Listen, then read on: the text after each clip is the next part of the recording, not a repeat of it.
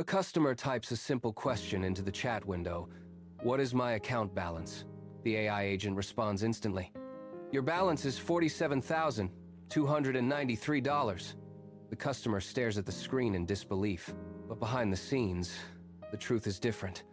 The actual system database reports exactly $15,000. The agent just fabricated a number out of thin air. This is not a hypothetical glitch.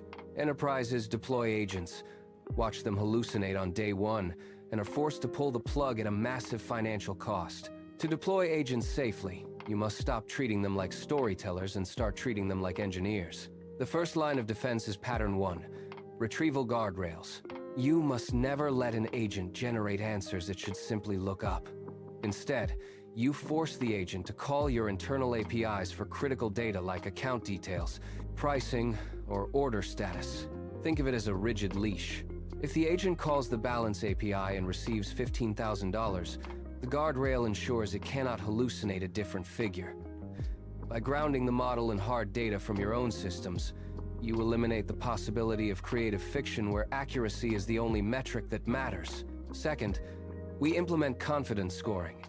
For open-ended questions where there is no single API answer, ask the model to assign a probability score to its own response. If the confidence falls below your established threshold, the agent must trigger a fallback rather than guessing. Third is output validation. This is your final quality check. If an agent attempts to book a hotel, run that response through a secondary validation script. Check if the zip code actually exists and if the quoted price matches your live database. If this check fails, the system blocks the output entirely, preventing the error from ever reaching the user's eyes. Fourth, every agent needs fallback logic, a safety net for the unknown. If the agent is unsure, it must be programmed to redirect the user to human support, reprompt with stricter instructions, or query a more robust model.